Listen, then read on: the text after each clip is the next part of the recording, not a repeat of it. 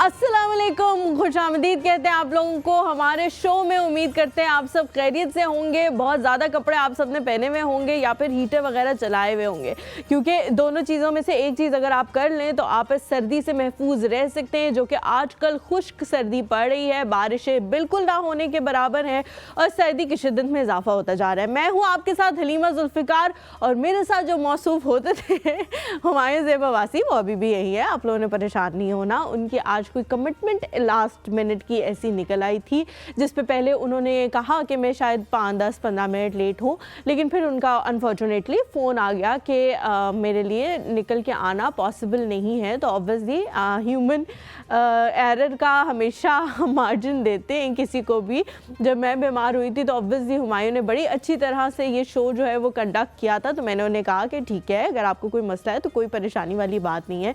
हुसैन भाई हैं, इम्तियाज़ है, हमारी पूरी टीम है, मैं हूँ यहाँ पे, तो कोई परेशानी जो है वो नहीं होगी और इंशाल्लाह शो बहुत अच्छा होगा। हाँ, एक परेशानी की बात है कि मैं और हमारे जो व्यूअर्स हैं और हमारे जो कॉलर्स हैं, वो उनकी जो नोक झोंक होती है, जो नटखट उनका अंदाज़ होता है, जिससे हम आप लोगों को तंग करते हैं, कॉलर्स को मुझे तंग करते हैं, वो ज़ाहिर है हम सब मिल के बहुत ज़्यादा मिस करेंगे। लेकिन अदरवाइज़ जो है कोई परेशानी की बात नहीं, कल आ जाएंगे वो, इंशाल्लाह हमें जॉइन कर लेंगे।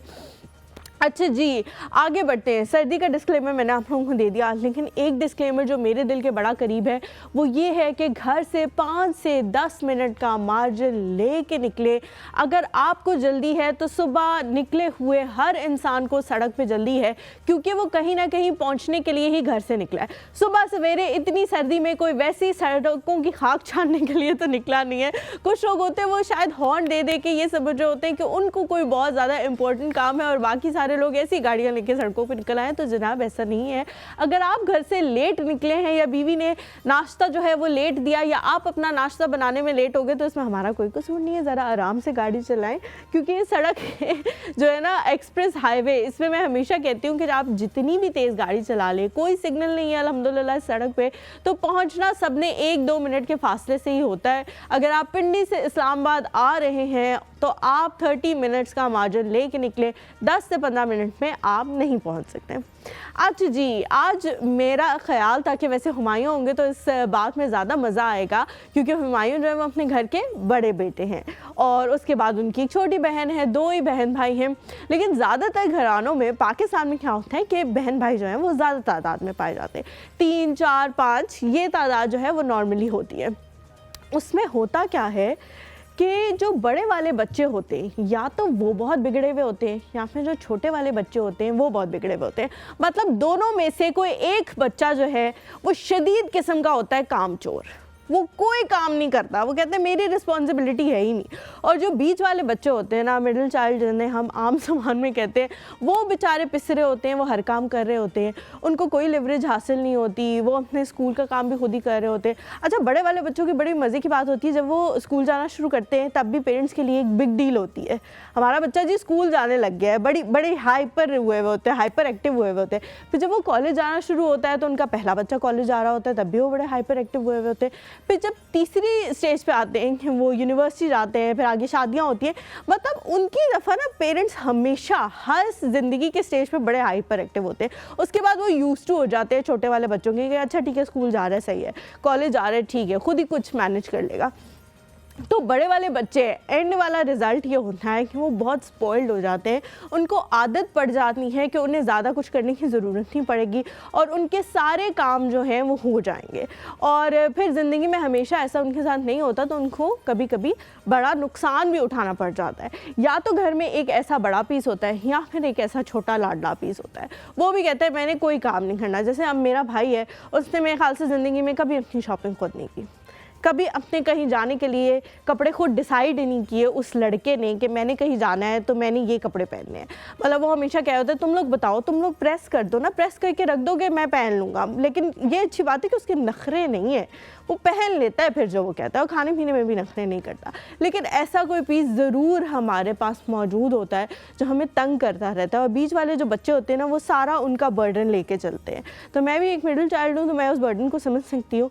और फिर जो बीच वाले बच्चे होते हैं ना वो एंड में जाके एक बड़ा बेहतरीन सा प्रोडक्ट बनते हैं माँ बाप का, जिन्हें लोग कहते हैं कि आपका ये जो बच्चा है ना ये हरफन मौला है, इसको सब काम करने आते हैं, चाहे ड्राइविंग हो, चाहे बिल जमा कराना हो, चाहे घर के काम हो छोटे मोटे, चाहे सिलाई हो कढ़ाई हो, वो बच्चा जो है ना हरफन मौला बन जाता है। तो ये एक अच्छी चीज़ है इस सारे सिनेरियो की कि उस बच्चे को खुद से बहुत सारे काम करने आ जाते हैं। लेकिन एक बुरी चीज़ जो है ना वो ये है कि वो हमेशा से निगलेक्टेड रहता है, और फिर जब वो बड़ा हो जाता है और बहुत सारे लोग पेरेंट्स को ये कॉम्प्लीमेंट करते हैं कि आपका बच्चा जो है वो बड़ा अच्छा है, तब उन्हें इस बात का एहसास होता है कि हमने तो उसको सारी ज़िंदगी कितना निगलेक्ट किया, और अब आके ये जो है वो ऐसा बच्चा बना है कि लोग इसकी तारीफ़ें कर रहे हैं और हमें कह रहे हैं कि जी आपका बच्चा बड़ा अच्छा है। तो पेरेंट्स से मेरी दरख्वास्त है, ठीक है आपका बच्चा हुआ है, सब पहले बच्चे की दफ़ा सब बड़े खुश होते हैं, खुशियाँ मनाई जाती हैं, मिठाइयाँ बांटी जाती हैं, लेकिन उनको इतना भी ख़राब नहीं कर देना चाहिए ना कि फिर आपको बड़ा मसला हो जाए हर चीज़ में। थोड़ा सा उनको खुला छोड़ना चाहिए। हम परिंदों से, जानवरों से ये एग्जाम्पल जो है वो बड़ी अच्छी तरह सीख सकते हैं कि परिंदे का जब बच्चा होता है वो एक सर्टन एज को पहुँचता है तो वो उसे खुला छोड़ देते हैं ताकि वो अपनी परवाज़ लेना खुद सीखे, उड़ना खुद सीखे, क्योंकि उड़ना जो है वो कोई किसी को नहीं सिखा सकता। तो इसीलिए अगर आप अपने बच्चे को हमेशा सर्वेलेंस करते रहेंगे और उसे कुछ ना कुछ सिखाते रहेंगे तो वो फिर चलना तो सीख सकता है लेकिन उड़ना नहीं सीख सकता। तो अगर आप चाहते हैं कि आपका बच्चा एक ऊंची परवाज़ ले, लोग उसकी मिसालें लें, तो थोड़ी सी सर्वेलेंस कम कर दें, थोड़ा सा हाइपर एक्टिव होना कम कर दें, तो इंशाल्लाह जो है वो बच्चे अपनी परवाज़ खुद ले लेंगे। यहाँ पे एक छोटा सा ब्रेक लेते हैं, लेकिन ब्रेक के बाद जब वापस आएंगे तो मुझे पता है कि फ़ोन कॉल्स बहुत ज़्यादा बिजी होने वाले हैं, क्योंकि आप लोगों को कल भी बताया था कि हमारे साथ जी डायरेक्टर जनरल मौजूद होंगे बेनज़ीर इनकम सपोर्ट प्रोग्राम के। तो कहीं मत जाइएगा, हमारे साथ रहे।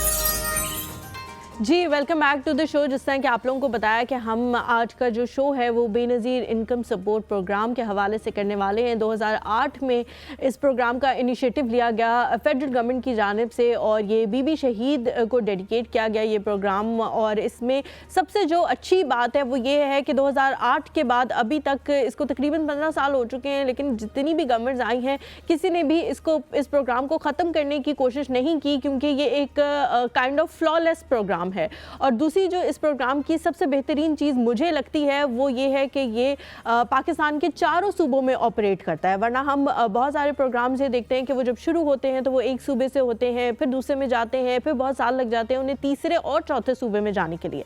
लेकिन अल्हम्दुलिल्लाह ये जो प्रोग्राम है ये चारों सूबों में है। बेनज़ीर साहिबा के जो साहबजादे हैं बिलावल भुट्टो ज़रदारी साहब, उनका ये इनिशिएटिव था और फिर उन्हीं की गवर्नमेंट में इस प्रोग्राम को पाया तकमील तक पहुँचाया गया। बाकी जितनी भी गवर्नमेंट्स आती रही हैं उन्होंने इसको स्ट्रेंथन करने की ही इस प्रोग्राम को कोशिश की है और माशाल्लाह ये प्रोग्राम जो है वो आज के दिन में बहुत ज़्यादा स्ट्रेंथन है।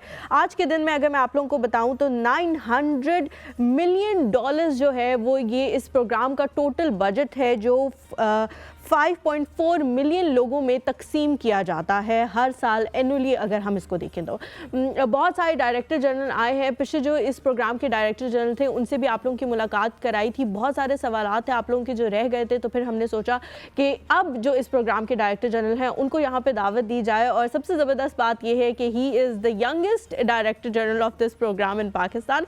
हमारे साथ जी मौजूद हैं नवीद अकबर साहब। अस्सलाम वालेकुम सर, कैसे हैं आप? जी वालेकुम सलाम, मैं बिल्कुल ठीक हूँ, आप खैरियत से? अल्हम्दुलिल्लाह अल्हम्दुलिल्लाह sir, thank you so much for coming.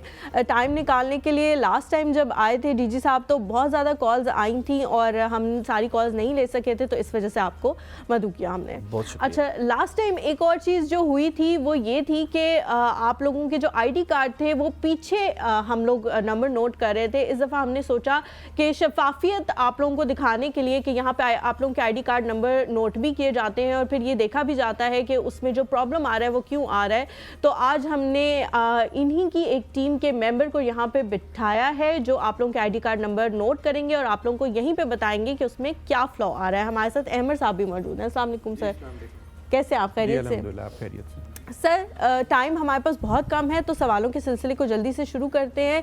जो आप लोगों का ये नया स्कीम आया है BISP बचत स्कीम, ये क्या स्कीम है? पहले इसके बारे में बताएं, फिर बेनज़ीर के हवाले से बात करें। जी, बहुत शुक्रिया। एक तो आपने हमें मदऊ किया और ये जितने भी फोरम्स होते हैं ये इंटरेक्ट करने के लिए बड़ा यूज़फुल होते हैं, स्पेशली हमारी वो जो कम्युनिटी जिनको हम सर्व कर रहे हैं जो कि पाकिस्तान के हर कोने में है, तो उनको मौका मिलता है कि वो हमसे इंटरेक्ट करें। बिकॉज़ जिस तरह आपको पता है कि हम तकरीबन कोई 93 लाख ख़ानदान हैं जिनको इस प्रोग्राम के ज़रिए माली इमदाद कर रहे हैं, तो उन सब से तो रब्ता मुमकिन नहीं होता। तो इस तरह के जो फोरम्स हैं वो बड़े हमारे लिए यूज़फुल होते हैं कि हम लोगों से इंटरेक्ट करें, उनसे बात कर सकें।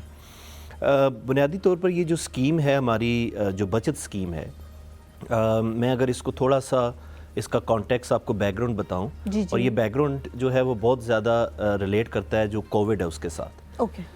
जब कोविड आया है 2019 में, तो आपको पता है कि दुनिया भर में और पाकिस्तान में भी तमाम जो इकोनॉमिक एक्टिविटीज़ हैं, बिजनेसेस थे या जो जॉब्स थी, वो सारी बंद हो गई।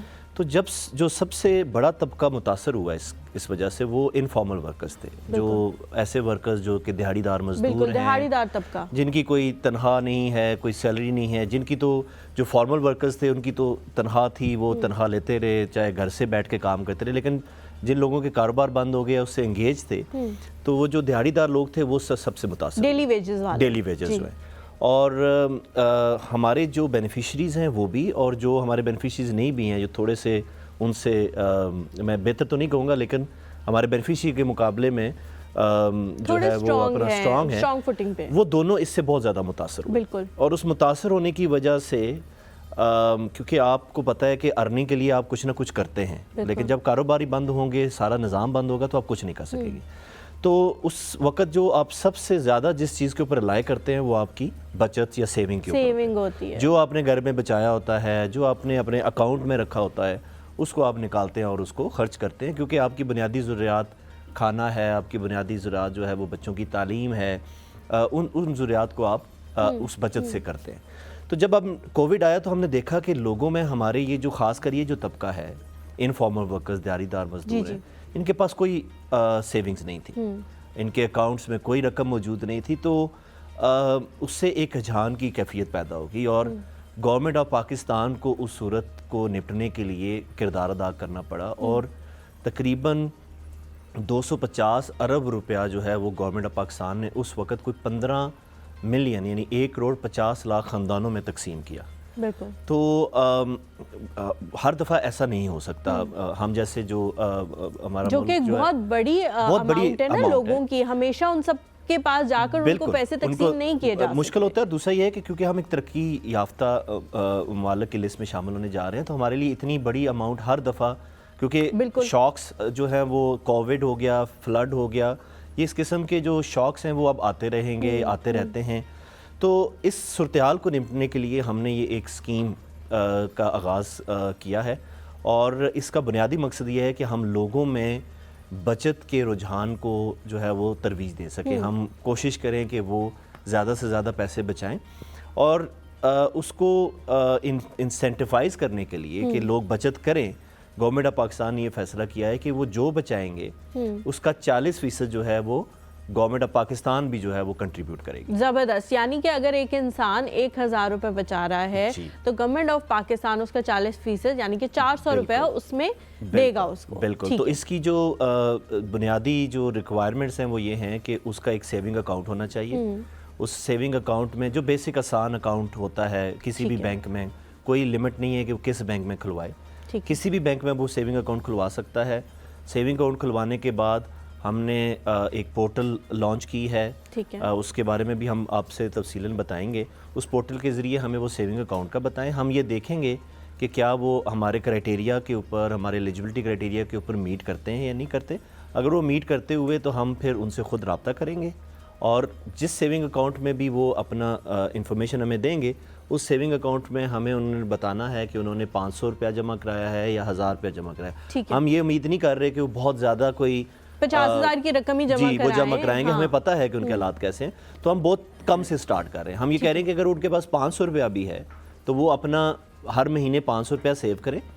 3 महीनों के बाद 1500 रुपया हो जाएगा तो हम 600 रुपया जो है वो उनके अकाउंट में जो है वो जमा सर, अब आपने बताना है कि एलिजिबिलिटी क्राइटेरिया है क्या, क्योंकि बहुत सारे लोग जो इस वक्त देख रहे होंगे ना, परेशान हर इंसान है, परेशान मतलब पैसे की ज़रूरत हर इंसान को है।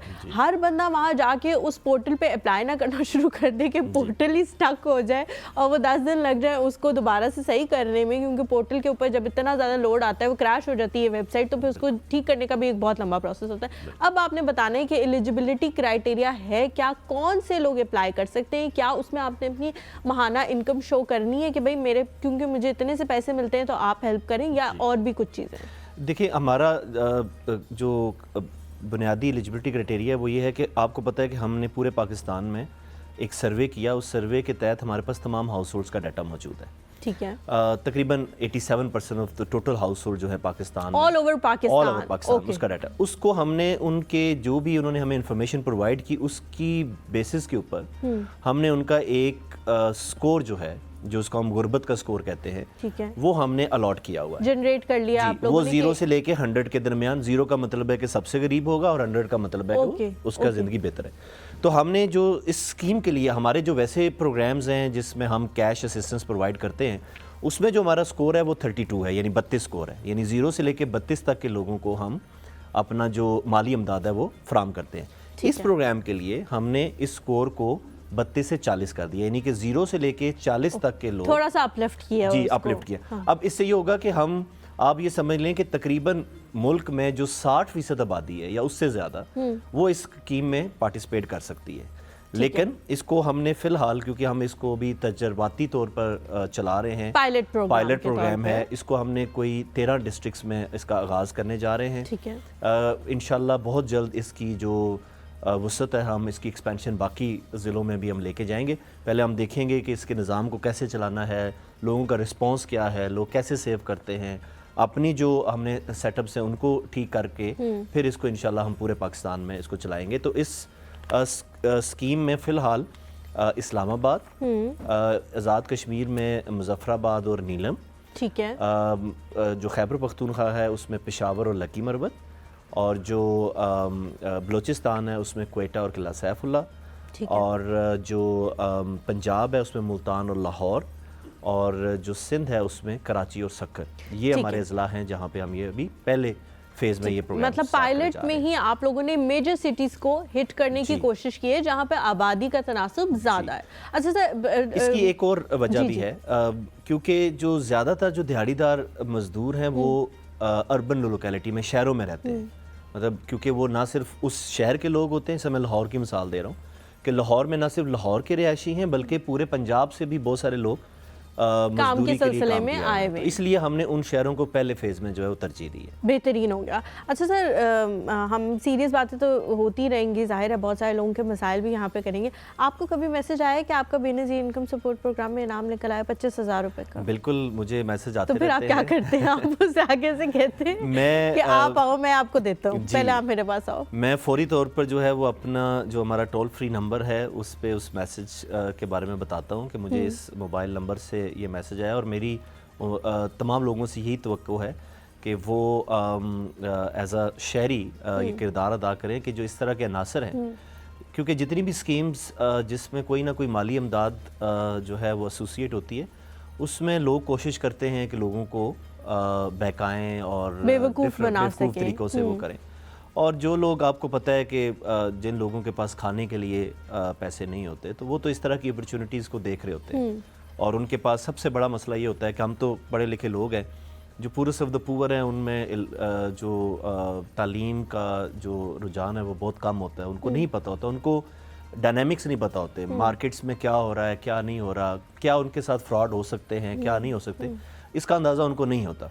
तो उनको हम एजुकेट भी कर रहे हैं अपने मुख्तलिफ फोरम्स के थ्रू, और हमारे जो बाकी सेगमेंट्स ऑफ द सोसाइटी है जो थोड़े से वेल ऑफ हैं, सिविल सोसाइटी है, उनको भी चाहिए कि एजुकेट करें। ये कम्प्लीटली फ्रॉड है। किसी मोबाइल नंबर से तो आता नहीं, आप तो इतने ज़्यादा वो भी समझदार हो गए, होशियार हो गए लोग जो कर रहे हैं, वो भी इसी किस्म के नंबर है 8002180091, इस तरह के नंबरों से वो मैसेजेस भेज रहे होते हैं। बिल्कुल, देखें इट्स कॉल्ड साइबर क्राइम, मतलब आप ये मेरा नाम शाम, उनको सब कुछ पता होता है कि आपका नाम हलीमा जुल्फ़िकार है, फादर नेम ये है, तो इतना आपका नाम निकल आया तो आप आ जाओ। तो बंदा को लगता है कि शायद ये सही है क्योंकि इसको मेरी इंफॉर्मेशन है, और जो फार फ्लंग एरियाज के उनको तो जाहिर है यही लगेगा ना। देखें ये सिर्फ इस प्रोग्राम के साथ नहीं, दुनिया भर में, और अगर आप वैसे पाकिस्तान में देखें तो आपको अक्सर कॉल्स आती हैं कि मैं फ़लाने बैंक से बोल रहा हूँ और आपको ATM का ये मसला है, तो आप ये अगर करेंगे अकाउंट बंद कर देंगे, अकाउंट बंद कर देंगे।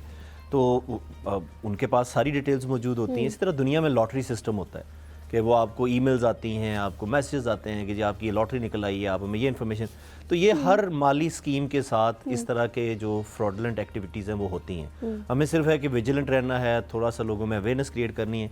शुरू में जब ये हुआ उस वक्त ज़्यादा हमें मसाइल का सामना हुआ, लेकिन अब लोगों को अंडरस्टैंडिंग हो गई है, अवेयरनेस हो गई है कि ये फ्रॉड है और इसमें शामिल नहीं होना। 3 माह के पैसे आप ले चुके हैं जो वो बैक वक्त आप लोगों को देते हैं, यानी कि अक्टूबर, नवंबर, दिसंबर के पैसे आपके पास जा चुके हैं। अब जो जनवरी, फरवरी, मार्च, ये 3 महीने इनके जो पैसे हैं वो आपको फरवरी में जाके मिलेंगे। बहुत शुक्रिया जी कॉल करने का।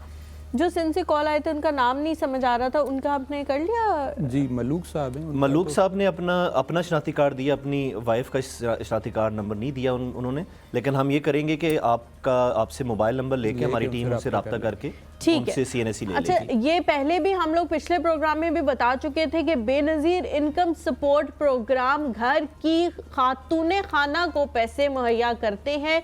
मेल मेंबर अगर वहां जाएंगे, अपना ID कार्ड नंबर लिखवाएंगे और फिर पैसों का मुतालबा करेंगे तो उनको पैसे नहीं मिलेंगे।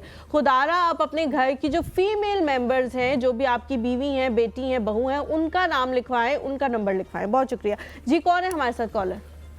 अली हैं जी फैसलाबाद से। अली अस्सलाम वालेकुम। जी वालेकुम सलाम मैडम। जी अली, क्या पूछना चाह रहे हैं? मैम मैं फैसलाबाद से बात कर रहा हूँ। मैंने बताया कि मेरे ना 3 बच्चे हैं, जो एक उनमें से ना अब नॉर्मल है, माजूर बच्चा है, तो उसका मैंने ID कार्ड भी बनवाया हुआ है और उसके मैंने डॉक्यूमेंट्स जमा करवाए हुए हैं। तो उसका मैं इस चीज़ का हकदार हूँ, मेरे रेंट का मकान है, तो मुझे ये पैसे बिल्कुल भी नहीं मिल रहे। मैं बड़ा परेशान हूँ इस बारे में। शनाख्ती कार्ड अली, आप अपना शनाख्ती कार्ड नंबर लिखवा दें।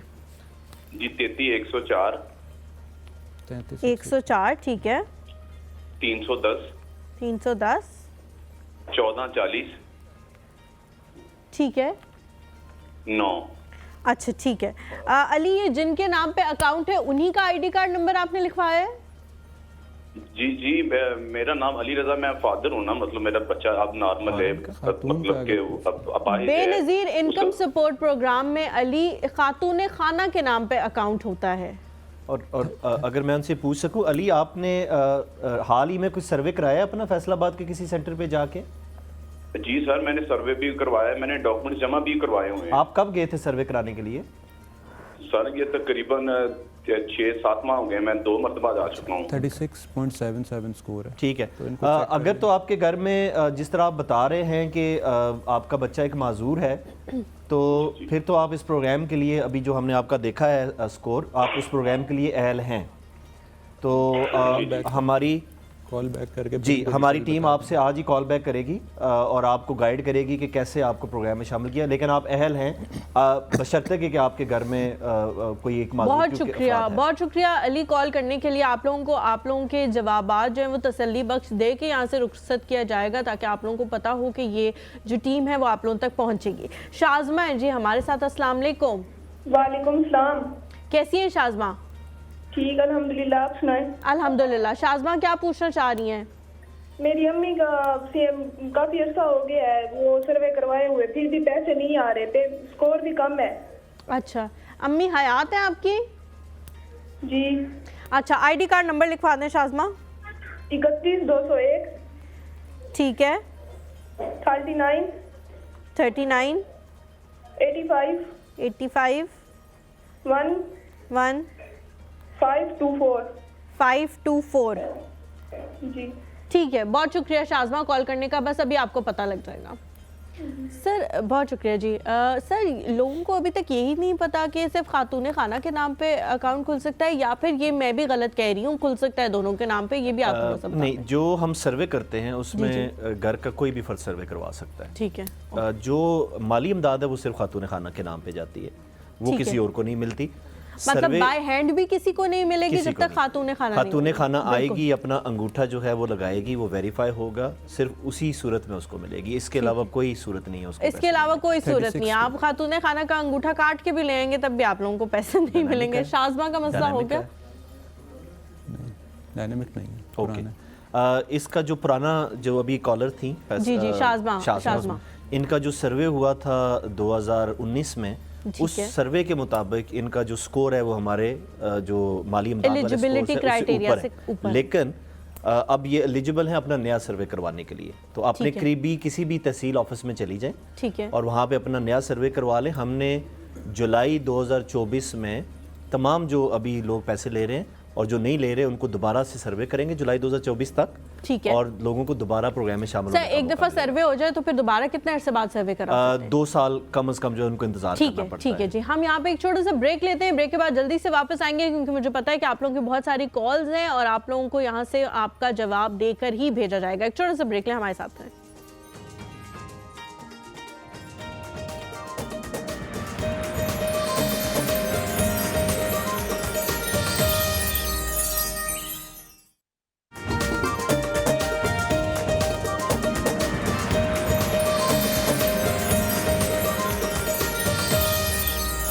जी welcome back to the show.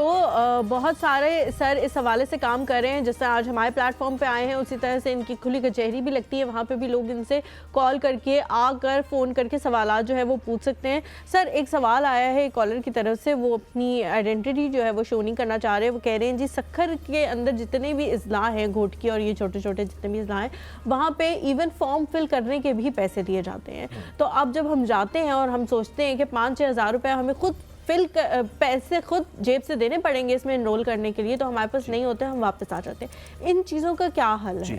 एक तो आपके प्रोग्राम के जरिए मैं सबको बताना चाहता हूँ कि हमारे किसी भी सर्विस की कोई फ़ीस नहीं है। ठीक है, तो आप बिल्कुल ना दें, और उस फीस देने से आप एलिजिबल नहीं हो जाएंगे और ना ही आपका जल्दी सर्वे होगा, क्योंकि हमारा प्रोग्राम में जब भी आप सर्वे करवाने के लिए, रजिस्ट्रेशन के लिए जाते हैं, तो हम बाकायदा टोकन इशू करते हैं, टोकन के हिसाब से लोगों का सर्वे करते हैं। तो आप अभी कोई हमारी विंडो जो है वो बंद नहीं हो रही, ठीक है, ये सर्वे मुसलसल चलते रहेंगे। आप थोड़ा सा इंतज़ार कर लें, जल्दी सर्वे कराने की वजह से आप जल्दी प्रोग्राम में शामिल नहीं होंगे। सब ने एक ही वक्त में शामिल होना है, ठीक है, और एक ही वक्त में अगर हमने उनको बर्खास्त होना है अगर उनकी, तो इसलिए जल्दी में ना जाएं, ज़रूर जाएं। देखें अगर आप रश है वहाँ पे, क्योंकि आपको पता है कि बहुत सारे लोग सर्वे करवाना चाहते हैं, तो आप इंतज़ार कर लें, और उन डेज़ को ख़ास कर जो बुज़ुर्ग ख़वातीन हैं, माज़ूर अफराद हैं, उनके लिए हमने हफ्ते का दिन मुख्तस किया हुआ है। वो हफ्ते वाले दिन चले जाएं, लेकिन इसकी कोई फ़ीस नहीं है। लेकिन अगर किसी जगह पे मेरी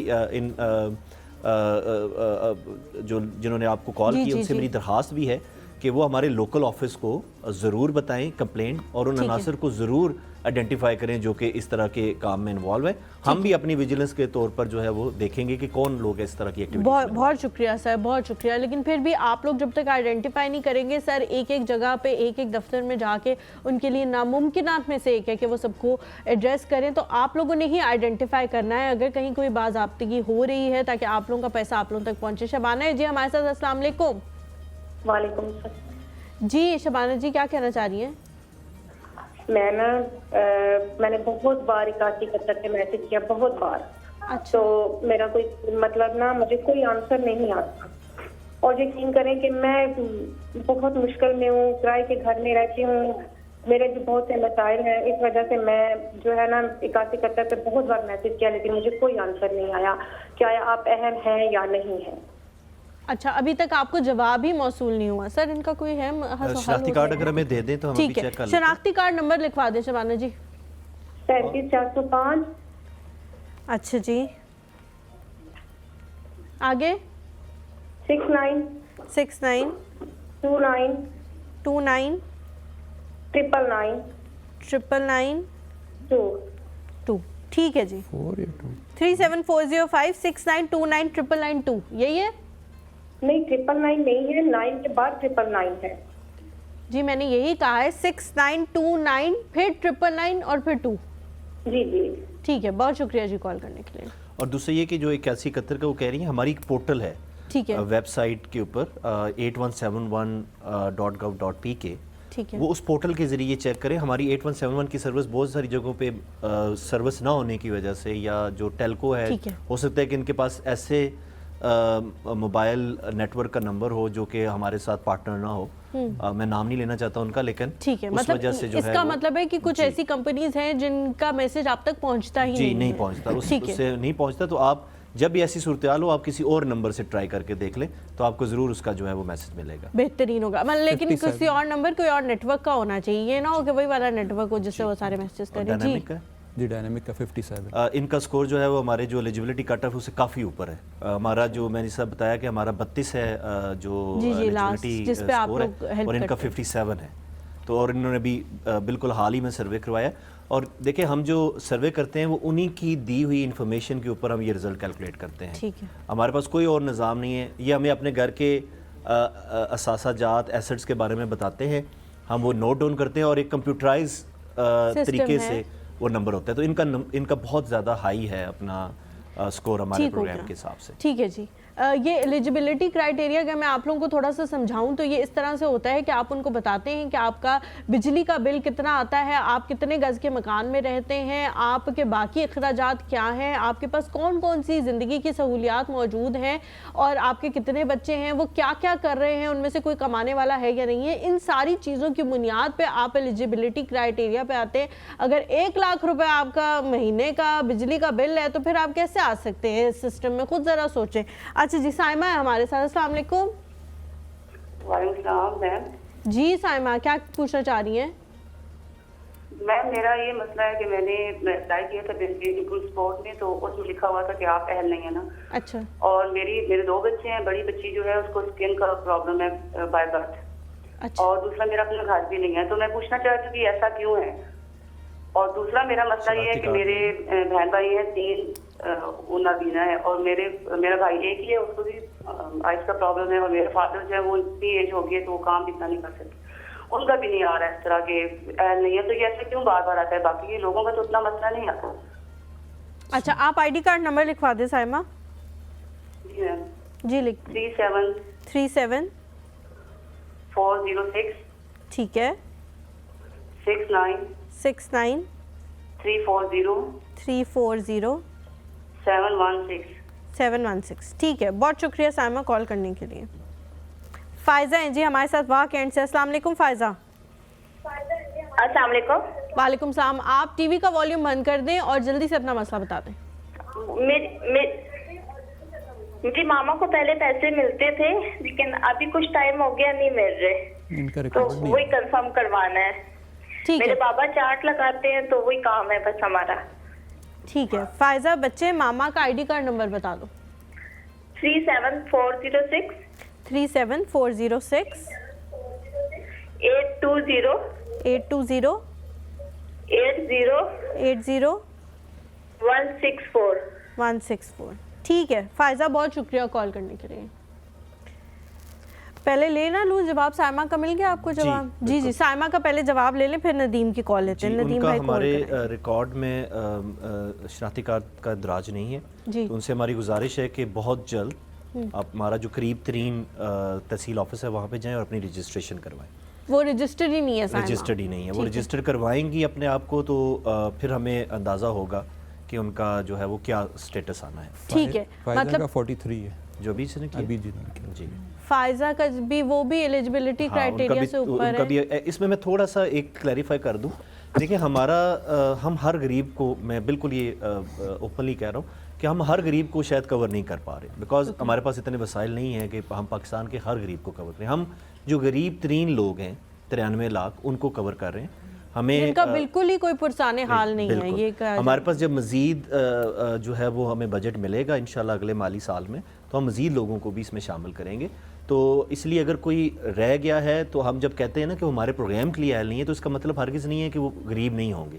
वो गरीब होंगे, लेकिन उनके मुकाबले में जिनको हम दे रहे हैं वो उतने गरीब नहीं होंगे, इस वजह से वो प्रोग्राम से भी बाहर है। ठीक है, ठीक है। नदीम साहब हैं जी हमारे साथ, अस्सलाम वालेकुम। वालेकुम सलाम जी भाई जल्दी से मसला बता दें, जी। क्या इशू आ रहा है आपको बेनज़ीर इनकम प्रोग्राम में? हेलो हेलो सर, भाई आईडी कार्ड नंबर बता दें। आईडी का नंबर जी CNIC। मेरा ख्याल है वो आवाज़ नहीं आ रही। हाँ, सलाम जी, आपको आवाज़ आ रही है नदीम भाई? हेलो, नहीं उनको आवाज़ आ रही नदीम भाई को। ठीक है, फायजा भी जो है वो एलिजिबिलिटी क्राइटेरिया से थोड़ा सा ऊपर हाँ थी। जी, तो फिलहाल तो हम उनको यही कहेंगे कि इंतज़ार करें अगले सर्वे तक। ठीक है, जैसे उनका अगले सर्वे के लिए वो एलिजिबल हो जाएंगे, उनको ऑटोमेटिकली SMS चला जाएगा कि आप दोबारा अपना सर्वे करवाएं। ठीक है जी। अली बख्श है हमारे साथ सिंध से, अस्सलाम वालेकुम। जी सर। जी क्या पूछ रहे हैं अली भाई? भाई हमारे पैसे नहीं आ रहे, बहुत दफा हमने सर्वे करवाया है, जो है ना हम बहुत देहात दूर बैठे हैं, विशाल से देहात भी लोग हैं। आप आईडी कार्ड नंबर लिखवा दें।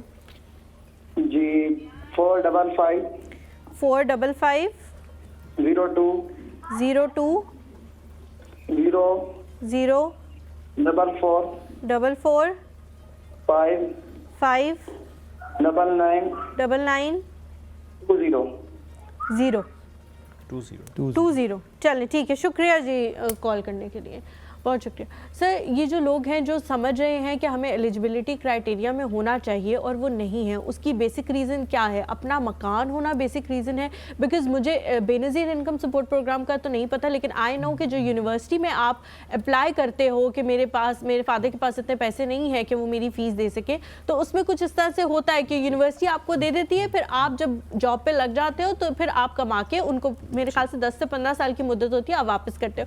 उसमें वो ये चीज़ें चेक करते हैं, आपका घर कितने बड़ा है, आपका ज़ाती मकान है या नहीं है, बिजली का बिल कितना है, ये चीज़ें वो देखते हैं। तो आपने बताना है कि क्यों नहीं हो रहा। हम कॉलर ले लेते हैं। अस्सलाम वालेकुम, कौन है जी हमारे साथ? अस्सलाम वालेकुम, मोहम्मद नवाज जी।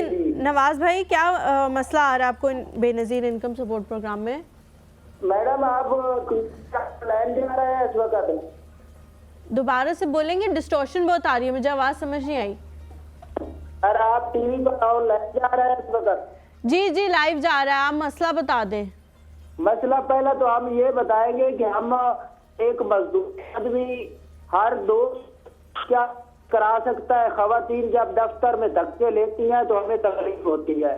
तो आप लोग 5 साल में सर्वे तो जो है ना, सर्वे तो आप लोग 2 साल कराते हैं।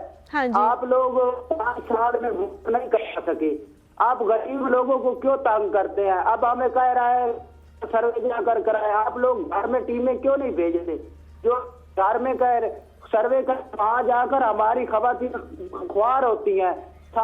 बहुत मोहम्मद नवाज साहब, आपकी जो माएँ बहनें हैं ना, वो हमारी भी माएँ बहनें हैं, लेकिन आप देखें ये बात थोड़ी समझने की कोशिश करें। पाकिस्तान की कुल आबादी 25 करोड़ लोगों पे मुश्तमिल है, तो नवीद साहब हर किसी के घर जाके उनके लिए बड़ा मुश्किल है। सर आप कुछ कहना चाह रहे हैं? मैं इसका बिल्कुल जवाब देखें, एक तो ज़रूरी नहीं है कि खातून खाना ही सर्वे कराने के लिए, जिस तरह मैंने पहले कहा कि घर का कोई भी फ़र्द जो है वो सर्वे कराने के लिए आ सकता है। और मैं इस प्लेटफॉर्म का एडवांटेज उठाते हुए ये दोबारा बताना चाहता हूँ कि आप कोशिश करें कि घर के किसी ऐसे फ़र्द को भेजें जो सेहतमंद हो, जो जवान हो, ताकि उसको ट्रैवलिंग में या उस तरह का मसला प्रॉब्लम ना हो।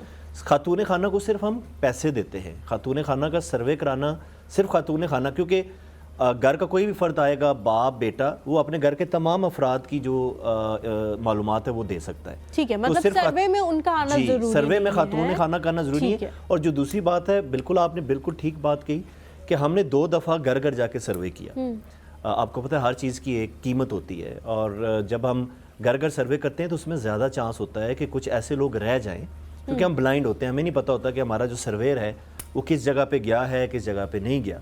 तो उसमें ज़्यादा चांस होते हैं कि कोई लोग रह जाए। तो इसलिए हमने ये जो डेस्क है कि हर लोग जगह हम पे, तक आएं, जी लोग आप तक हर जगह पे डेस्क लगाए हैं कि लोग किसी भी वक्त आके अपना सर्वे कराएं, उनको 5 साल के लिए इंतज़ार ना करना पड़े। घर घर तो हम 5 साल बाद आएंगे या जो भी हमारा निज़ाम होगा हिसाब से आएंगे, इसमें उनको इंतज़ार नहीं करना पड़ेगा 5 साल का। अगर वो समझते हैं कि उनका इलाज ठीक नहीं है, वो आएँ अपना सर्वे करवाएं, किसी भी वक्त आ सकते हैं। ठीक है जी, हम लोग यहाँ पे एक छोटा सा ब्रेक लेते हैं। ब्रेक के बाद जब वापस आएंगे आप लोगों के मजीद सवालों को शामिल करेंगे। कहीं मिल जाएगा हमारे साथ में।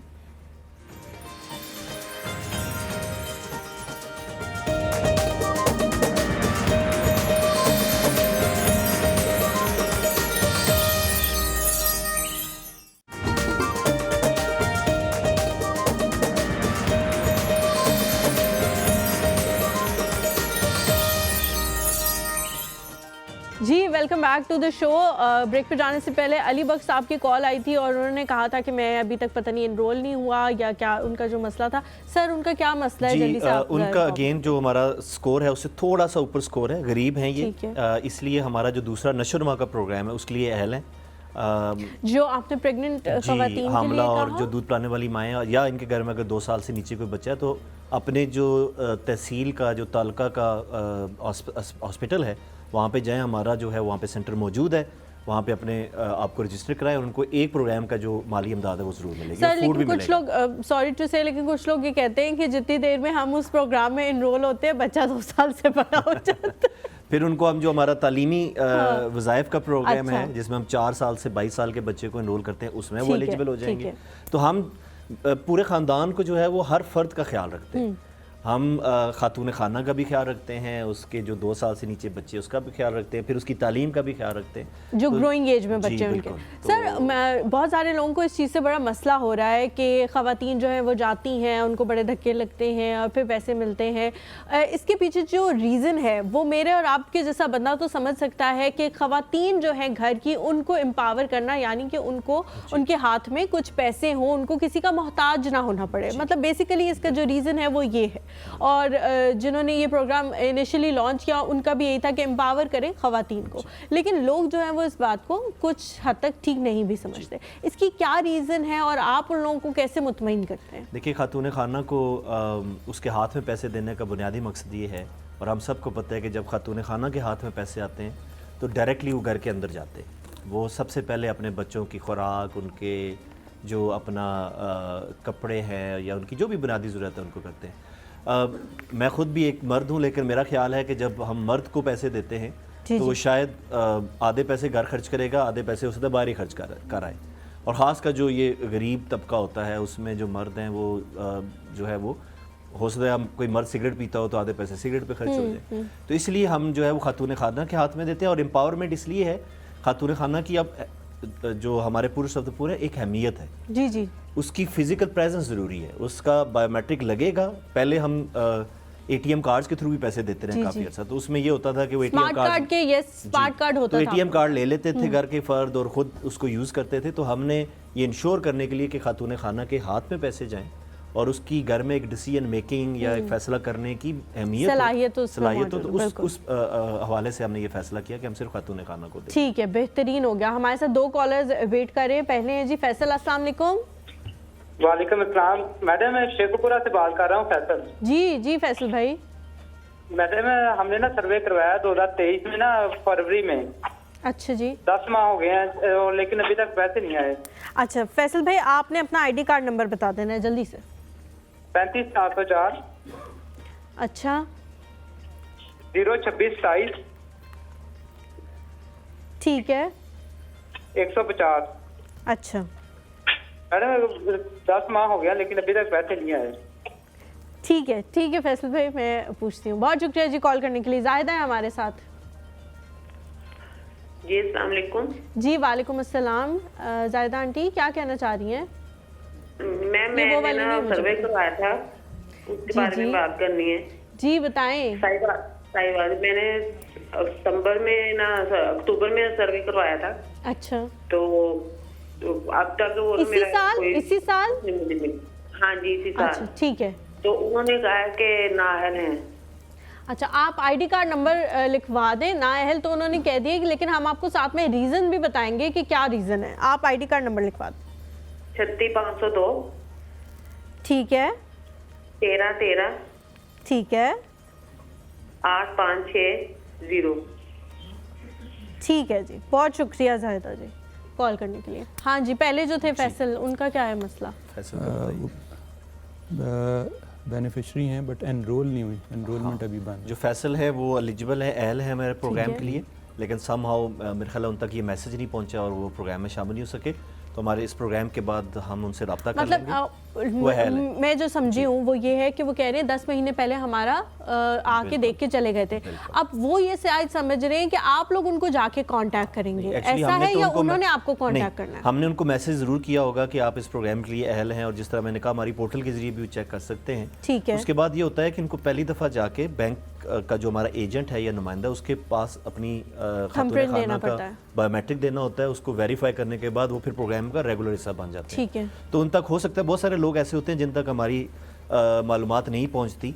तो मैंने इससे पहले कहा कि इस तरह के प्रोग्राम्स का ये फ़ायदा होता है कि लोग हमारे साथ कनेक्ट हो जाते हैं।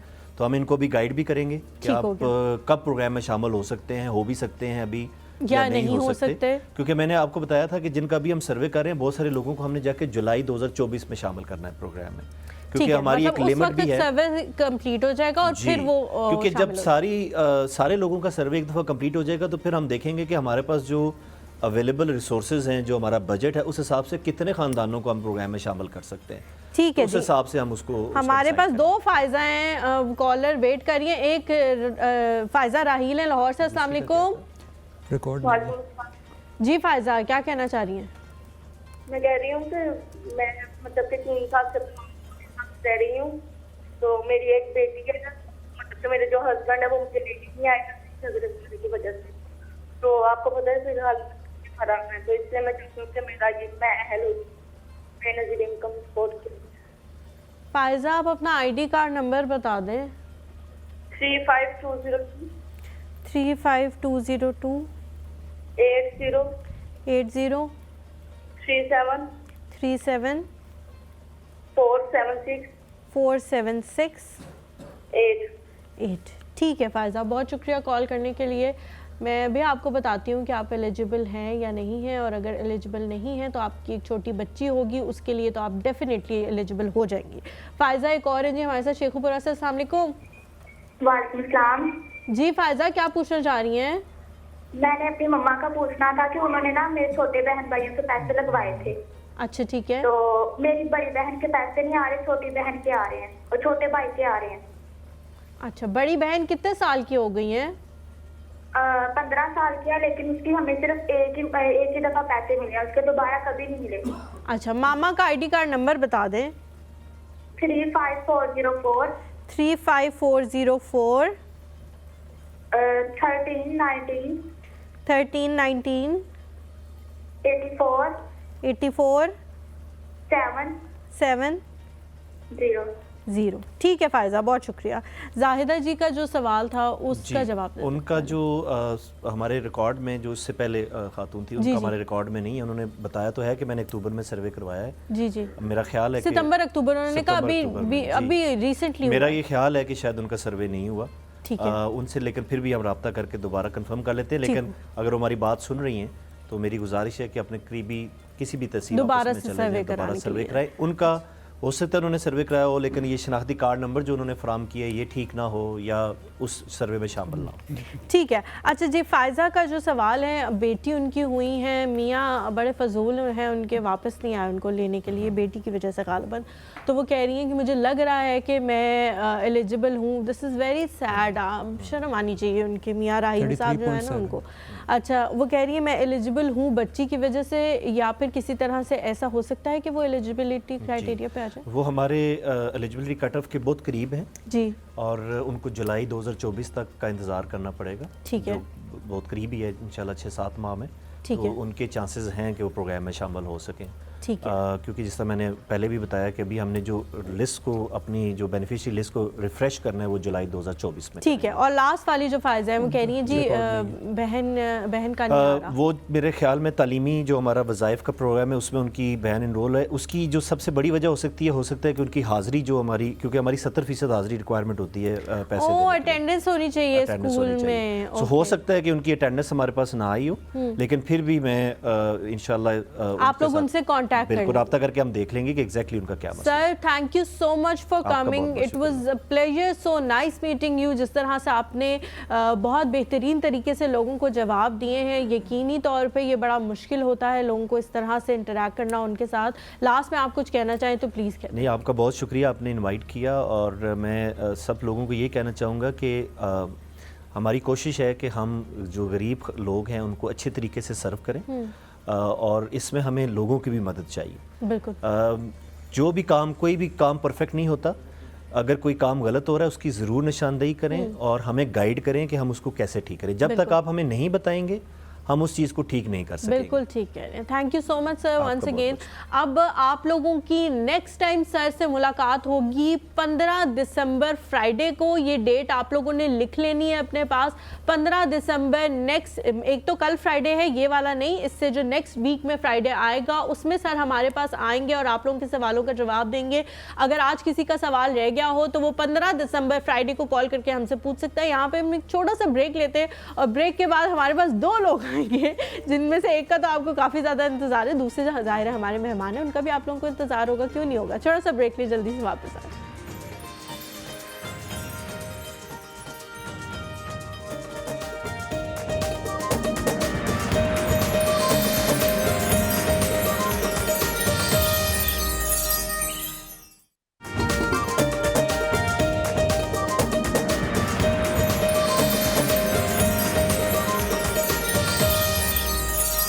नहीं मैं आऊंगी वापस। अस्सलाम वालेकुम जी, welcome back to the show. सुबह मैंने आप लोगों को कहा था कि हमारी मुलाकात हुमायूं से शायद कल हो, लेकिन हुमायूं को कहाँ चैन आता है आप लोगों से मिले बगैर, नहीं आता है इसको चैन। ये कह रहा था कि चाहे जो मर्जी हो मैंने रस्सियां तोड़ा के जाना ही जाना है। हुमायूं बट नहीं, आई थिंक अब मुझे जो चीज़ तो आप क्यों आ रहे हैं या मुझे जिस चीज़ का एहसास है वो बताऊं कि आप ऑफर चीज़ ऐसी बातें नहीं कर सकते, लेकिन thank you so much Hasnain भाई, he makes it possible.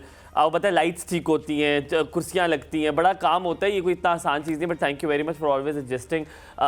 Hasnain भाई नहीं रहेंगे तो क्या करेंगे हम हैं वो यही है, वो नहीं कहीं जाना उत्थे। अल्लाह ताला सेहत और ज़िंदगी दे, सलामत रखे। और लेडीज़ जेंटलमैन, आपको वेलकम कहूँगा, thank you so very much. अगर आपने मुझे याद नहीं किया तो मैं आपको ज़रा बताऊँगा, ज़रा आप कॉल तो करें ज़रा। और दूसरी बात, thank you very much for always remembering me in your heart and in your words. मैंने सुना आपने पहले आते साथ मेरा नाम लिया, बहुत शुक्रिया।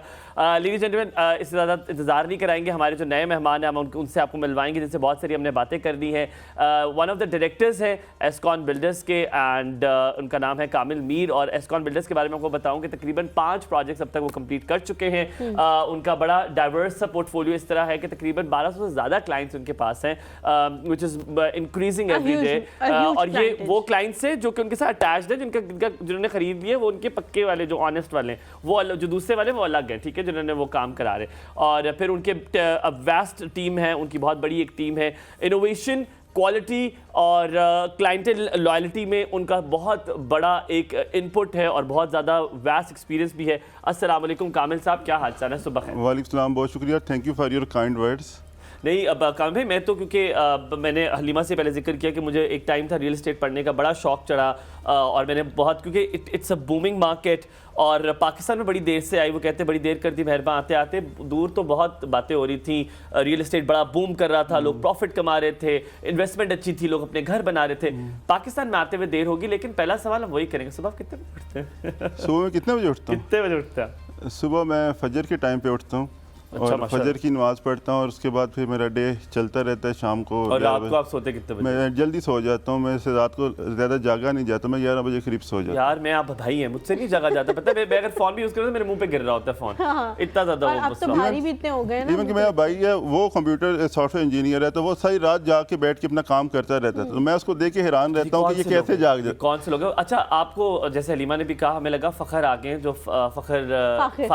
फ़खर जो सिंगर होते थे, उनसे बड़ी ये कामिल साहब जो है ना वो दूर से जरा एंटर हुए तो मुझे ऐसे लगा जैसे फाकिर आए हैं और कुछ लोग आते हैं यहाँ पे जो हमारा स्टूडियो देखते हैं क्योंकि हमारा स्टूडियो बहुत अच्छा है बना हुआ, तो मुझे लगा कि जैसे वो आ गए। तो आपको भी ऐसे लगा पहली दफा? अच्छा हाँ, मैंने भी पहली दफा वो एक लुक आई है। काबिल साहब, सबसे पहला सवाल है, जब भी डेवलपर्स की बात आती है, बिल्डर्स की बात आती है, तो आप घर बनाते हैं जैसा आपको चाहिए, जैसा घर मुझे चाहिए। जब मैं खरीदने लगता हूँ तो अब जब भी ठेके वाले से लेते हैं आप कहते हैं यार घर नहीं उसने अच्छा बनाया, ये इस तरह नहीं होना था। लेकिन अगर आपकी बिल्डिंग्स मैंने आपको जो देखी है वो मैंने जिसको भी दिखाया, जिसने भी देखा उसको पसंद आया, इसके पीछे कोई रिसर्च है? आपकी जो भी घर बनाते हैं, जो डेवलप कर रहे हैं, वो ऐसा है कि जो कि यूनिवर्सल है और लोगों को पसंद भी आ रहा है, इसके पीछे कोई रिसर्च कर रहे हैं? What is it behind that building? सबसे पहले हमारे पास एक प्रोफेशनल टीम है जो हर एरिया से रिलेटेड उनकी एक्सपर्टीज़ है, जो उसके बारे में हमें बताते हैं। लेट्स सपोज हमने घर का लेआउट प्लान बनाना है तो हमारे जो अपने लोग हैं उसको प्रॉपर उसमें ऑप्शन वेरिएशन देते हैं हमारे क्लाइंट को कि ये ऑप्शन हैं, मुझे बताएं कि आपकी रिक्वायरमेंट क्या है, क्योंकि हर क्लाइंट की रिक्वायरमेंट डिफरेंट होती है। तो उस हिसाब से क्लाइंट की रिक्वायरमेंट को जब तक आप मीट नहीं करेंगे तब तक आप एक अच्छे डेवलपर या बिल्डर्स नहीं बन सकते हैं। तो पहले तो हम उनका लेआउट के ऊपर हमारी प्रॉपर मीटिंग्स होती हैं, डिस्कशन होती हैं। इसके बाद जो स्ट्रक्चर होता है उसमें भी फिर ये होता है कि अगर किसी को ठेके पे आप दे देंगे तो वहाँ पे हर चीज़ कंप्रोमाइज़ हो रही होती है। तो हम ये कहते हैं कि हमारी जो क्रेडिबिलिटी होती है वो ये होती है जिसके ऊपर हमें फर्दर क्लाइंट्स मिलते हैं कि हम अच्छा काम करके देते हैं और हम कंप्रोमाइज़ नहीं करते, व्हाट वी कमिट उसमें हम कंप्रोमाइज़ नहीं करते हैं। तो प्रोफेशनल टीम से हमारी उसकी वजह से ये होता है। दूसरा, मेंटेनेंस के ऊपर जो हमारे कमर्शियल प्रोजेक्ट्स हैं उनकी मेंटेनेंस का बड़ा ख्याल रखते हैं। ये आपके एक्सपीरियंस में से भी चीज़ गुजरी होगी। अब अगर आप कहीं पे रह रहे हैं और उस एरिया को अगर मेंटेन नहीं किया जा रहा तो वहाँ पे उसकी जो चीज़ें भी खराब होंगी और उस एरिया की वैल्यू भी कम होगी।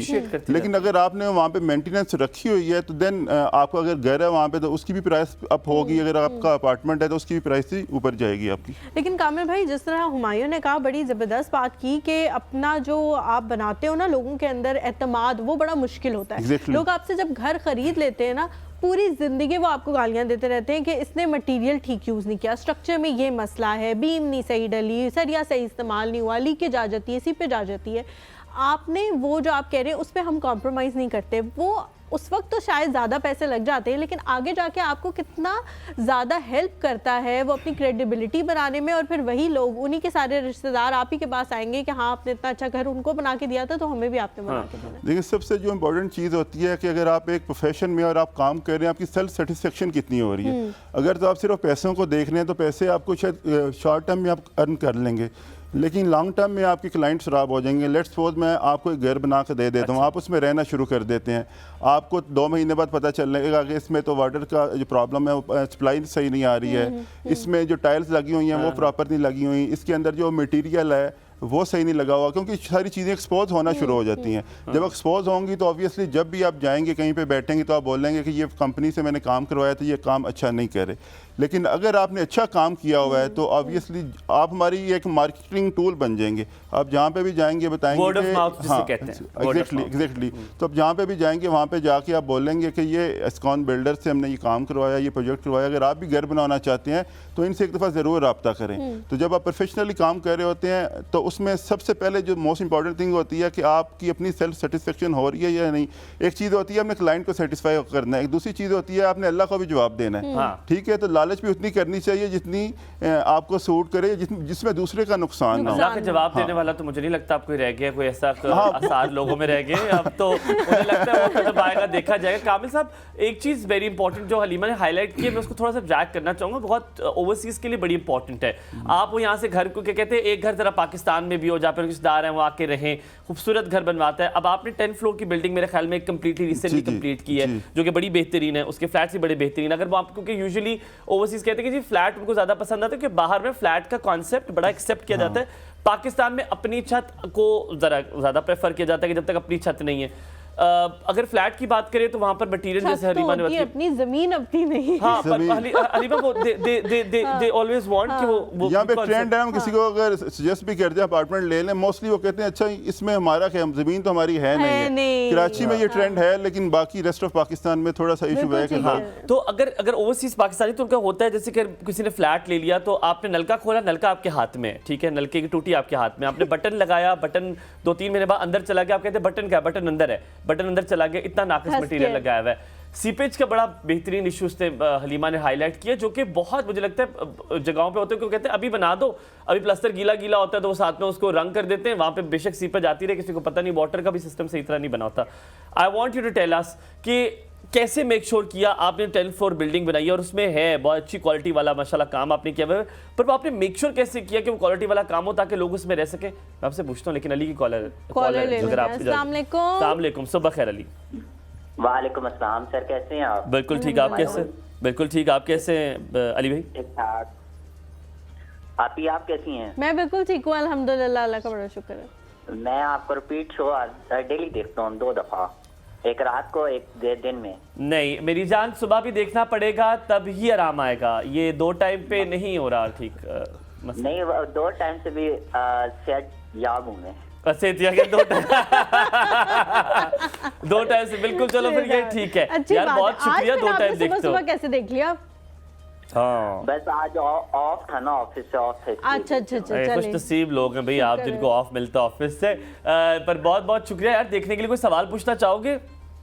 नहीं मैं बस एक शेयर कहना चाहता हूँ, आपकी नजर है जी, नजर करें आप, नजर करें, कोई तो नजर देखें। शेर ये कि आहिस्ता आहिस्ता मन कहीं खोने लगा, दिल को कुछ कुछ होने लगा, कहते हैं लोग जिसे प्यार, मुझे भी अब वो होने लगा।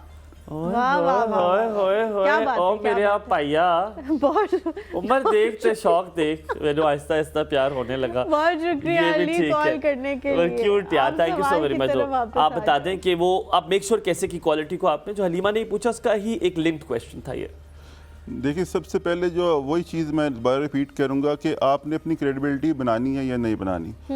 जहाँ तक सीपेज का उन्होंने बात किया आपने, तो सीपेज का मेक श्योर ये करते हैं कि जब हमारी ये सारी वायरिंग हो जाती है बिल्डिंग के अंदर, तो उसके बाद हम जो पानी होता है बिल्डिंग के अंदर वो पूरा ओपन कर देते हैं, ताकि अगर कहीं पे सीपेज का कोई इशू है तो वो आइडेंटिफाई हो जाए, उसी वक्त पता चल जाए। इसके बाद कि हम पेंट करवा दें, टाइल्स लगा दें, उसके बाद जब कोई क्लाइंट शिफ्ट हो उसको मसला हो, तो उससे बचने के लिए उसको डबल उसके ऊपर तकलीफ भी होगी। उससे बचने के लिए हम पहले इसके प्रॉपर हमारे जो इंजीनियर्स हैं वो पानी छोड़ देते हैं जहाँ पे भी हमारी वायरिंग हुई होती है, तो पता चल जाता है। अगर कहीं पे लीकेज भी हो तो वो आइडेंटिफाई हो जाती है, तो उस एरिया को टारगेट करके उसको रेक्टिफाई कर लिया जाता है, उसको दुरुस्त कर लिया जाता है। तो सीपेज का तो हम ऐसे करते हैं।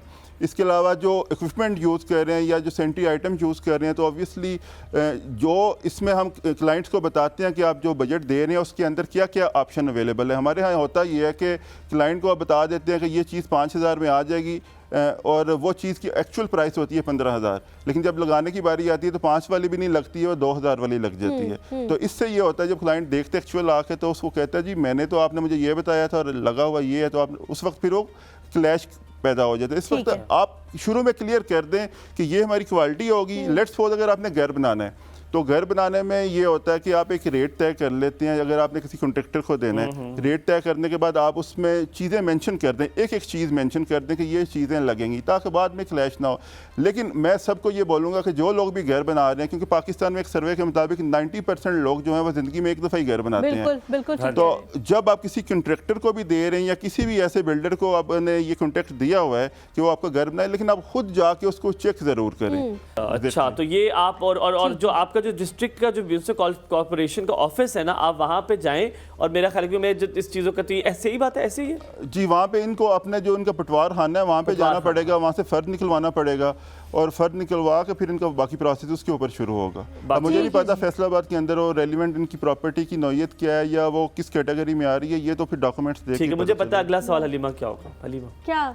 नहीं प्रॉपर्टी बिल्कुल भी नहीं, ये बहुत फजूल चीज़ें, पटवारी ये वो फलां ढमकान, ये जब तक शफाफियत नहीं आएगी ना, ये पैसे ही देने पड़ेंगे हम सबको, कुछ नहीं हो सकता है इस मसले का।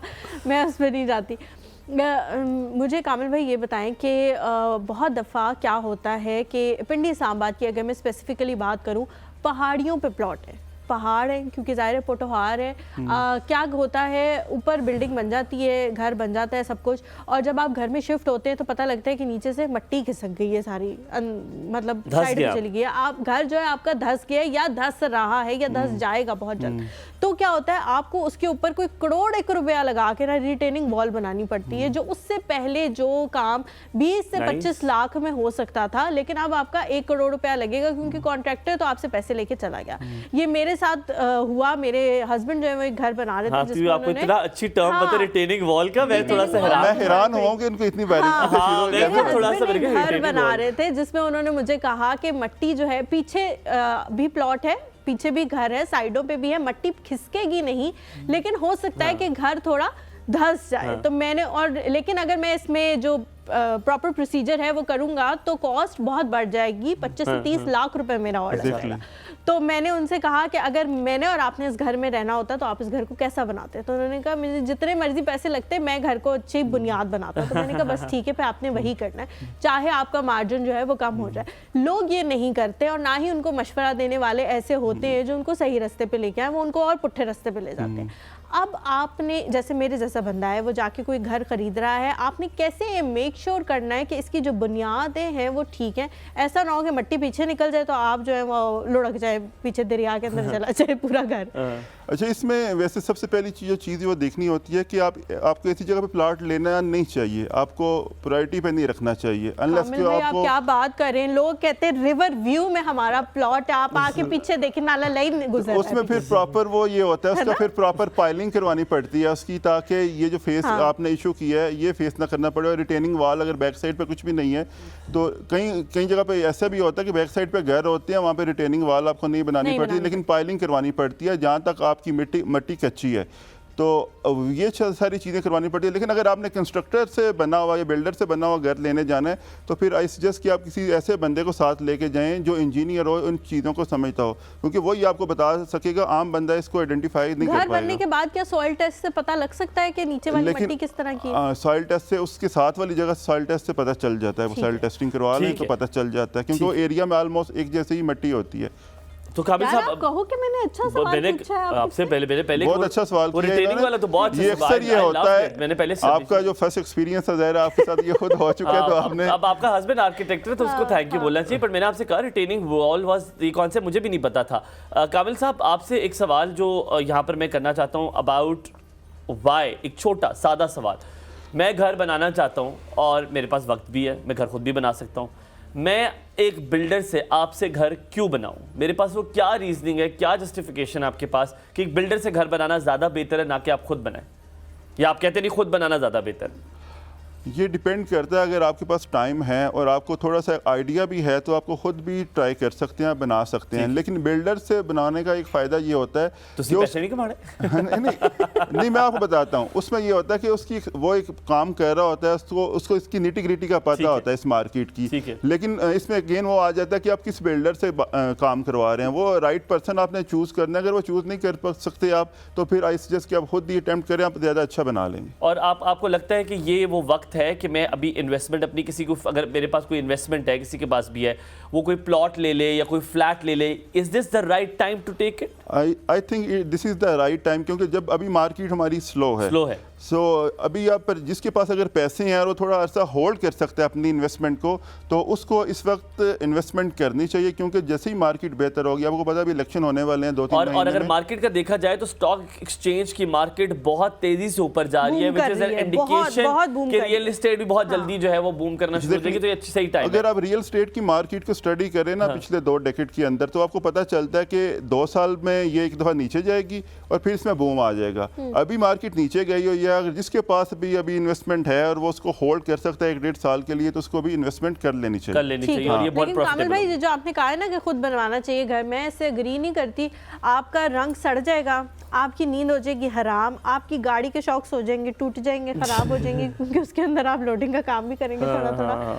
और आपको अगर अपनी नींद से प्यार है, अपने रंग से प्यार है और अपनी गाड़ी से प्यार है, तो आप बिल्डर से घर बनवा लो। फर्स्ट हैंड इंफॉर्मेशन, ये बिल्कुल सही बोला है इन्होंने। और मैं आपको बताऊं कि घर बनाना मुश्किल तरीन टास्क जो आपकी लाइफ के है उनमें से एक काम होता है, अगर आप खुद बना रहे हैं। और नॉट जस्ट दैट, मुझे लगता है सबसे बड़ी ये चीज़ है, क्योंकि मैं एक्सपीरियंस नहीं हूँ, तो जो चीज़ मुझे 10 की मिलनी है वो मुझे 100 की मिलेगी। और ये बात मैंने देखी है कि 100, और मुझे ना मजदूर बताएगा कितनी लग रही है, क्योंकि फिर आपको 24 घंटे वहाँ खड़ा रहना पड़ेगा, कितना सामान लग रहा है, कितना लग। यहाँ ब्रेक लेते हैं, ब्रेक के बाद वापस आते हैं कि मैं आप ब्रेक ले सकते हैं? बिल्कुल जी, हम छोटा सा एक ब्रेक लेते हैं, ब्रेक के बाद वापस आएंगे और मज़ेदार सी कन्वर्सेशन को जारी रखेंगे। कहीं मत जाइएगा, हमारे साथ रहिए।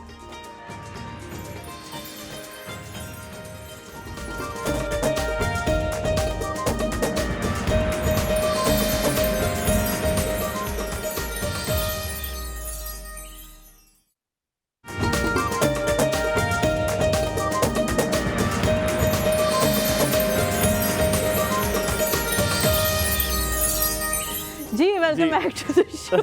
कैसे हैं आप सब? ठीक है, खैरियत से? हमारे आप कुछ कहना चाह रहे थे यार आप बड़ी खराब है, मैं आपसे ज़्यादा खराब हूँ। जी welcome back to the show. और हमारे साथ मौजूद है कामिल मीर साहब, जिनका कोई ताल्लुक हामिद मीर साहब से नहीं है, आप लोगों ने बिल्कुल ये नहीं सोचना। और साथ साथ आपको ये बताया कि वो एस्कॉन के वन ऑफ द डायरेक्टर्स हैं और आज हम उनसे बिल्डिंग के हवाले से बात कर रहे हैं।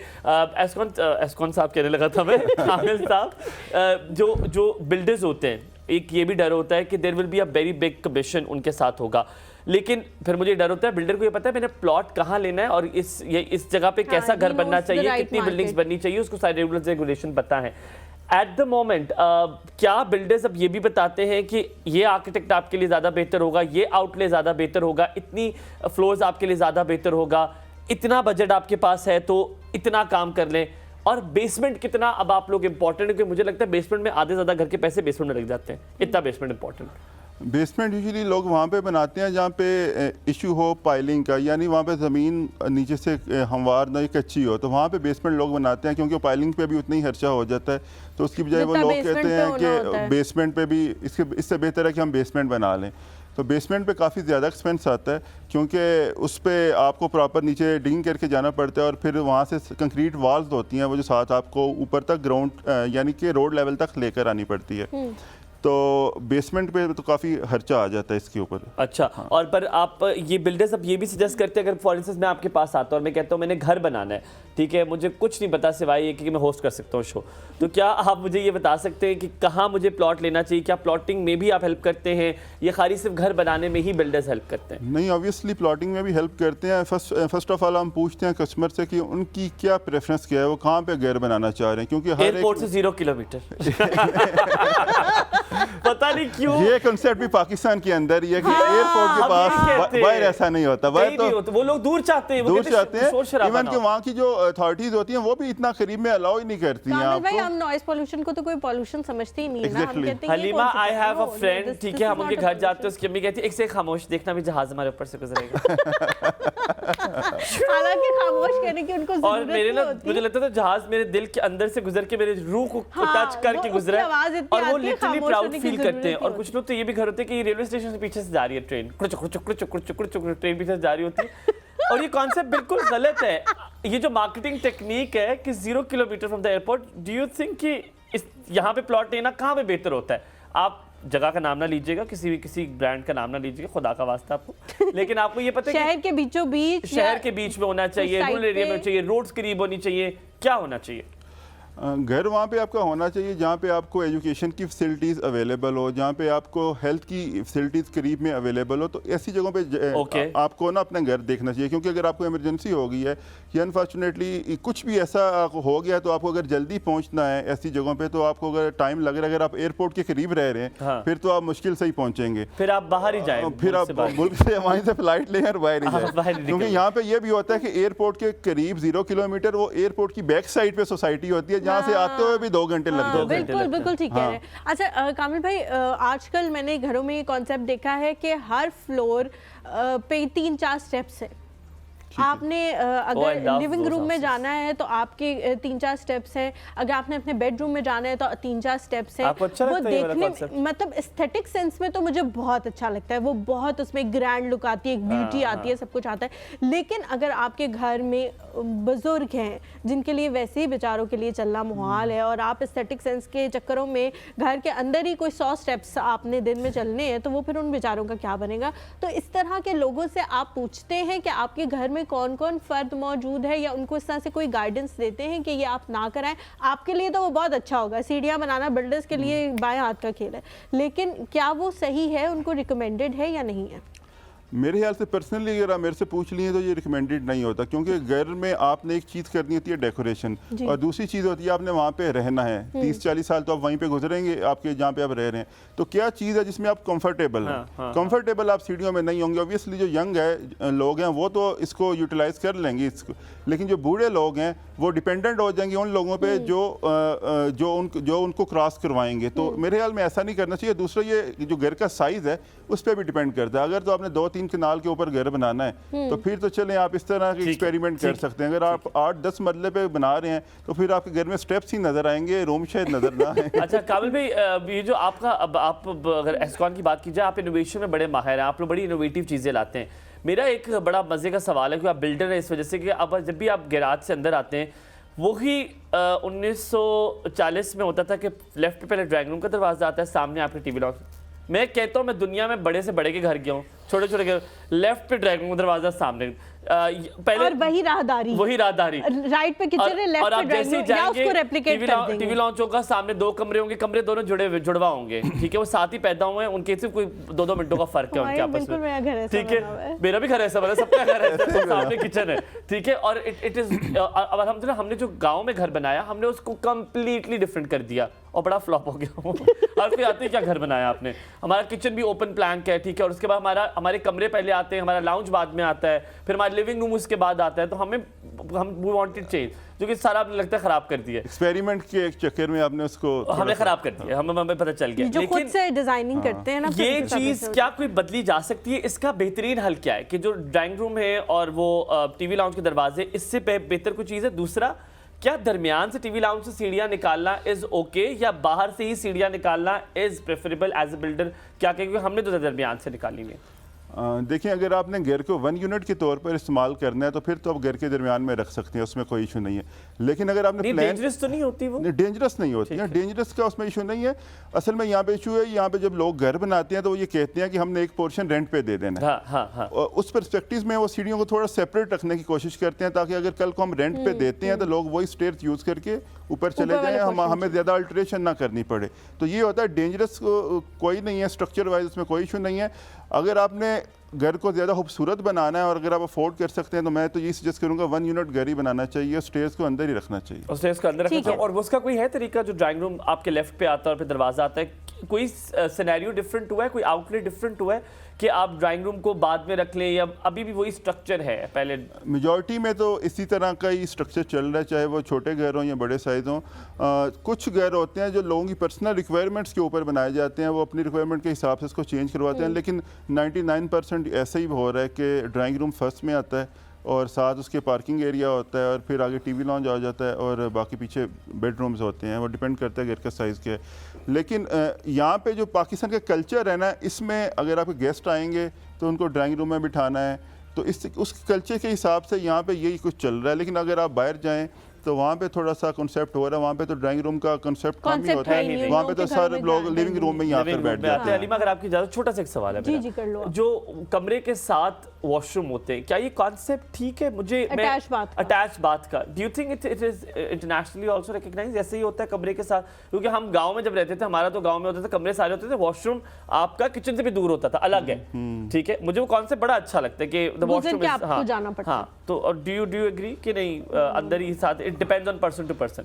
असल में यह बात हम कंफर्टेबल फील करते हैं कि हमारे रूम के अंदर वॉशरूम हो, प्राइवेसी फील करते हैं। सर्दियों में तो उधर भी जाने का दिल नहीं करता, रूम के साथ वाले में। सर्दियों में तो बेड से उठने का भी दिल नहीं करता। मोबाइल भी कहते हैं कि घर पे ही हमें बेड पे ही आके चार्ज कर दे, तो वो एक अलग चीज़ है। लेकिन इशू ये है कि बाहर भी ऐसा है कि वॉशरूम वहाँ पे भी कमरों के अंदर नहीं होते और कुछ जगह पे अंदर भी होते हैं, तो ये पर्सनल टू पर्सन वेरी करता है कि आप किस तरह का करना चाह रहे हैं। लेकिन मेजॉरिटी में पाकिस्तान में अभी यही प्रैक्टिस हो रहा है कि रूम के अंदर ही वॉशरूम हो। तो ठीक है, हुमायूं का जो सवाल था उसी को मैं थोड़ा उसी की कंटिन्यूटी में रहती हूँ कि हुमायूं ने कहा कि 2 कमरे जो है ना वो सामने नजर आ रहे होंगे, ऐसे साथ साथ उनके दरवाजे जुड़े हुए होंगे, यूं जिसमें एक का स्टेप खुल रहा है, एक का स्टेप खुल रहा है, फिर उनकी जो खिड़कियां होंगी वो भी करीब करीब होंगी, उनके ज़ाहिर है एक ही दीवार पे, पीछे वाली दीवार पे खिड़कियां दे दी जाएंगी, इस ताकि छोटी बहू जो कर रही है बड़ी बहू को भी आवाज आए। इस कमरे की आवाज उस कमरे में जा रही है, उस कमरे की आवाज इस कमरे में जा रही है। हालांकि जब आपको पढ़ाया जाता है आर्किटेक्चर या कुछ भी, तो उसमें ये जो लॉज है उसके वो ये है कि दोनों कमरों में से ना किसी का दरवाजा एक दूसरे के मुंह पे खुलना चाहिए कि दोनों दरवाजा खोले और सामने खड़े हुए हो, और ना ही किसी की खिड़कियां साथ में होनी चाहिए। तो ये प्रैक्टिकली क्यों नहीं पाकिस्तान में इम्प्लीमेंट होता? हमारी तो आवाज़ें भी इतनी ऊंची हैं, हाई स्केल की लोगों की आवाज़ें कि जो भी बात करते हैं साथ वाले को समझ आ रही होती है क्या बात की है सर। हाँ, ऐसा नहीं होना चाहिए कि रूम के डोर के सामने दूसरा डोर नहीं होना चाहिए। लेकिन अगेन यहाँ पे स्पेस का इशू आ जाता है।